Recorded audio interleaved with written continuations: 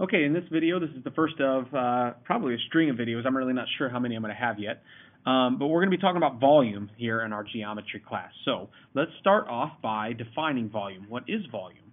Well, volume is the amount of three-dimensional space that's occupied by an object, rather than just area, which is the amount of 2D space, or surface area, which is the total area of the external surfaces. The volume is how much space in 3 dimensions this object take up.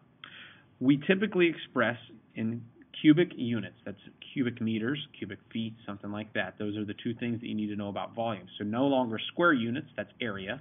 Volume is going to be cubic units.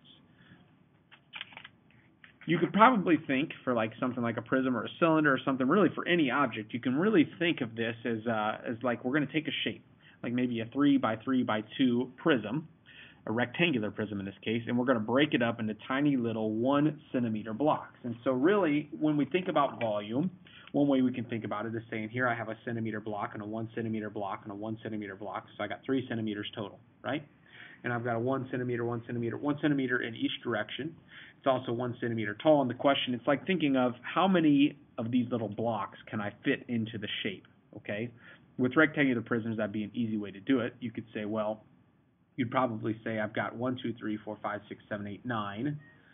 9 on the top. I have another 9 on the bottom. It's really 18 units. But there's an easier way to do it, and you can tell that if the shapes got more complicated, this would be kind of a ridiculous method to use, right? A counting blocks method. We don't want to have to draw blocks that the thing is 350 units long. So let's find a better way. And the better way is in the generic formula that we're going to use, okay? For prisms and cylinders, okay? For only prisms and cylinders. Those are objects where I have the same base on bottom as I do on top, and it's just extended throughout. Cylinders is the same thing, except it's a circular base. What we're going to do is we're going to find a base, the base that we have projected throughout the shape. We're going to find the area of that base, and then we're going to multiply it by the height.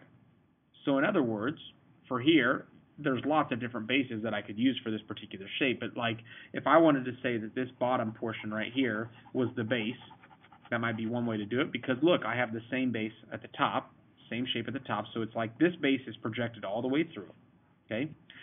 That would be a 25 by 5 base. The area of the base is 25 units by 5 units. Whoops, I'm writing this where you can't see it. The area of the base is 25 units by 5 units, which is 125 square feet.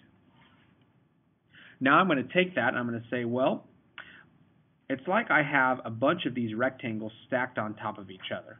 And the question is if I had a bunch of these stacked on top of each other and I added them all up, all of those little areas up, that's like saying I have the volume of the shape. Well, I can do that by saying I have 15 feet worth of these 125 square foot rectangles stacked on top of each other. That's like saying if I took 125 feet and I multiplied it by the height of 15 feet, that tells me how many of the rectangles I have. That's going to get me the total volume of my shape. And 125 times 15 is 1,875. And now it's cubic feet. I have, that's feet squared here. Feet squared times another feet cubed, right? Almost makes sense. So the idea here was this, before I go on to the next slide. Find the base. Determine which side you want to call the base. Which side is the one that's projected all the way throughout. Find the area of that base and then multiply it by how high the shape is, how far it's projected out. Okay? Even if the shape is turned on its side, like perhaps some of these, right? So this is the same idea. Shape 1, the shape that's actually projected all the way throughout is the circle. So I'm going to call this my base. So what I would do is I would take the area of that shape, the area of that base, which is pi r squared. I'm going to multiply it by whatever the distance is from here to here, right? That's like my h. The formula, in other words, is going to change based on what shape we have for the base. For here, I would say that the triangle is the base. So really, I need 1/2 base times height. But I'm talking height in this direction, right? Let me use a different colored. Well, let me find a different colored pen.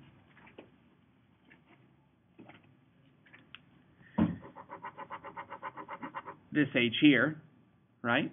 And then I'm going to take that, I'm going to multiply it by whatever this distance is in this direction. Area of the base times its height. It's almost like I'm going to take this thing, I'm going to say, listen, really it's tipped on its side.